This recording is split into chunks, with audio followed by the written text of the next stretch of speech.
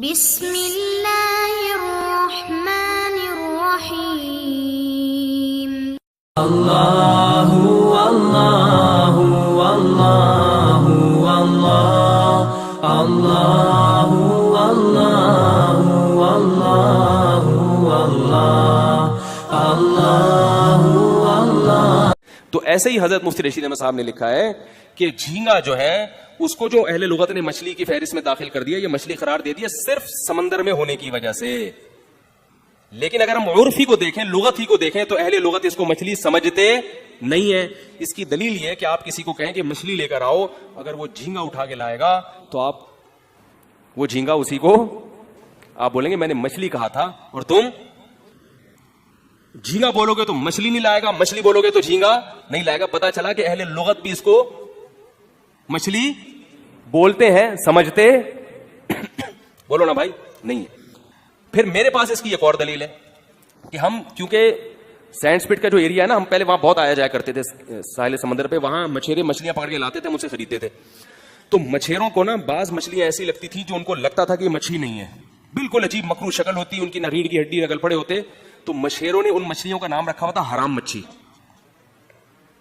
کیونکہ اب مچھیرے کو وہ کوئی مرزا غالب کی اولادوں میں تھوڑی ہے کہ بہت ہی مہذب سا اس کو نام دیں. لغت والے کیا دیکھتے ہیں یار فی الحال جو نام سمجھ میں آ رہا ہے وہ اس پہ ڈال دو، تو انہوں نے اس کا نام کیا رکھ دیا. اب ہم یہ کہیں کہ جب مچھی ہے تو حرام کیسے ہو گئی، کیونکہ جو مچھی تو حلال ہی ہوتی ہے نا. تو وہ مچھیرا کہے گا بھائی مجھے یہ مچھی نہیں ہے، مچھلی نہیں ہے، تبھی تو میں اس کو حرام مچھی کہہ رہا ہوں. ہم یہ کہیں کہ لغت میں چونکہ اس کو مچھلی کہہ دیا گیا ہے لہذا یہ حرام نہیں ہے، تو یہ غلط استدلال ہوگا. بلکہ ہم یہ کہیں گے کہ اس کے پاس اس مخلوق کو دینے کے لیے کوئی نام تھا نہیں، چونکہ نکلی سمندر سے ہے اس لیے اس کو مچھلی کہہ دیا. لیکن یہ بتانے کے لیے کہ مچھلی نہیں ہے، کوئی عجیب سی شکل ہے اس کی، سڑی ہوئی بو بھی آ رہی ہے اس کے اندر سے جو مچھلیوں میں آتی نہیں ہے، لہذا اس کا نام انہوں نے کیا رکھ دیا، حرام مچھی.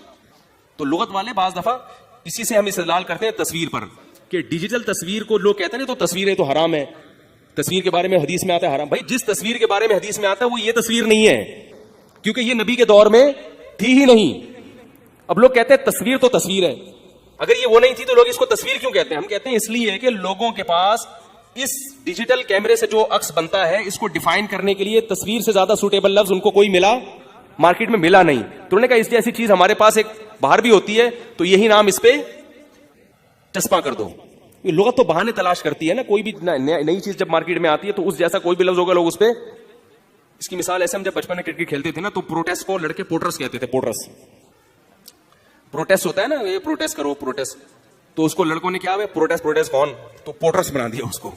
ٹھیک ہے نا.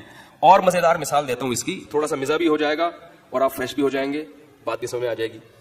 ہم جب ہمارے کزن ہمارے ساتھ رہا کرتے تھے پہلے، ہماری پھپھو کا گھر تھا بالکل ہمارے گھر کے ساتھ ملا ہوا، تو ہم نے درمیان میں کھڑکی بنا لی تھی، چھپ کے ہم چھلانگ مار کے وہاں جاتے تھے تو پھپھو کے گھر پہنچ جاتے تھے. اپنی بڑا پیارا بچپن ہم نے گزارا ہے. ہم دیکھتے ہیں کہ آج کل لوگوں میں محبتیں ختم ہو گئی، تو پہنچ جاتے تھے. تو پھر ہم اپنے کزنوں کے ساتھ خوب کھیلتے، گلی میں بھاگتے. تو جب واپس گیٹ کی طرف آتے نا تو اکثر گیٹ کھلا رہ جاتا تھا، تو ہمارے جو پھپھا تھے نا وہ غصے ہوتے تھے کہ دروازہ کم وقت جب بھی گھر میں آیا کرو دروازہ بند کر کے آیا کرو. اب ہمیں دروازہ بند کر کے کنڈی لگانا بچوں کو بڑا بوجھ لگتا ہے، کیونکہ شرارتی ذہن ہوتا ہے نا بچوں کو، یہ کام بھی بڑا. اب ہمیں یہ بڑی ٹینشن لگتی تھی کہ یار دروازہ کون بند کرے. تو اس میں ہماری کوشش ہوتی تھی کہ سب سے پہلے میں گھر میں گھسوں، اور جو آخر میں آئے گا نا پھر اس سے سوال ہوگا قیامت کے دن. یعنی قیامت سے مراد جو اس وقت قیامت قائم ہونے والی ہے، تھوڑی دیر کے بعد میدان حشر قائم ہونے والا ہے، اس سے سوال ہوگا. تو ہم بھاگتے ہوئے آتے تھے اور یہ اعلان کرتے جو آخر میں آئے گا وہ کنڈی لگائے گا، جو آخر میں آئے گا کنڈی لگائے گا. تو یہ ہماری زبان پہ اتنا چڑھ گیا جو آخر میں آئے گا وہ کنڈی لگائے گا، جو ایسے پہلے نا بڑے مزے لے کے ترنم سے پڑھنا شروع کر دیا. بچے تو ہر چیز کو انجوائے کرتے ہیں. پھر ہم نے اب اتنا لمبا کون پڑھے یہ بھی ٹینشن لگنے لگا، جو آخر میں آئے گا یہ بنا دیا ہم نے، آگے خود ہی محذوف ہے سمجھ جاؤ. بھاگتے ہوئے آتے تھے اور سب یہ نعرہ لگا جو آخر میں آئے گا. پھر یہ تو روزانہ کا کام ہوتا تھا نا کھیلنا، اسکول سے آگے کھیلتے ہی تھے. پھر ہم نے اس کو اور شارٹ کر دیا جو آخر بس. اور پھر ایک وقت آیا جو رخ، یعنی آخر کا بھی ریخ کھا لے لیا. یہ مجھے اب تک یاد ہے، اور اگر میرے کوئی کزن بیان سن رہے ہوں گے، ابیر کا چلے گا ایک یہاں شاہ فیصل کالونی میں ہوتے ہیں، تو وہ ان کو یہ واقعہ اچھی طرح یاد ہوگا. اتنا رٹ گیا تھا، ہم کہتے جو رخ، بس جو رخ. یہ اعلان ہوتا تھا کہ بھئی ہماری ذمہ داری پوری ہو گئی ہے، اب تم آخر میں آ رہے ہو تو تو جورخ بس یہ چڑھ گیا تھا ہمارے جورخ. تو اب یہ جورخ کیا ہے؟ تو لغت اسی طرح بنتی ہے, وہ کسی قاعدے ضابطے کی محتاج نہیں ہوتی. دوسری بات یہ کہ جھینگے کو کہ کچھ اعضاء اگر مچھلی سے ملتے تو ہم کہتے کہ اہل لغت کنفیوز تھے کہ مچھلی ہے یا نہیں ہے, تو انہوں نے چونکہ مچھلی کہہ دیا تو اس کا مطلب یہ ہو سکتا ہے اس کو مچھلی سمجھ کے مچھلی کہا ہو, کیونکہ کچھ مچھلی سے مل رہا ہے اور کچھ مچھلی کے علاوہ مخلوق سے. لیکن ہم دیکھتے ہیں کہ جھینگے کا کوئی ایک پارٹ بھی ایسا نہیں ہے جو مچھلی سے کسی بھی لحاظ سے تھوڑا سا بھی میچ کر رہا ہوں. نہ اس میں گل پھڑے ہیں, نہ ریڑھ کی ہڈی ہے, نہ مچھلی کی طرح تیرتا ہے, بلکہ وہ پتھروں میں بل بنا کے ایسے رہتے ہیں جیسے کیڑے رہتے ہیں.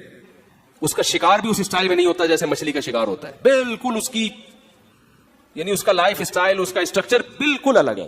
اس لیے ہمارے حضرت فرمایا کرتے تھے کہ میڈیکل سائنس کے ڈاکٹر کہتے ہیں کسی انسان کو گدھا کہہ دیا جائے تو یہ اتنا عجیب نہیں ہے, کیونکہ انسان کے بہت سارے اعضاء گدھے سے ملتے جلتے ہیں, ریڑھ کی ہڈی, آنکھیں, دماغ کا اسٹرکچر بالکل.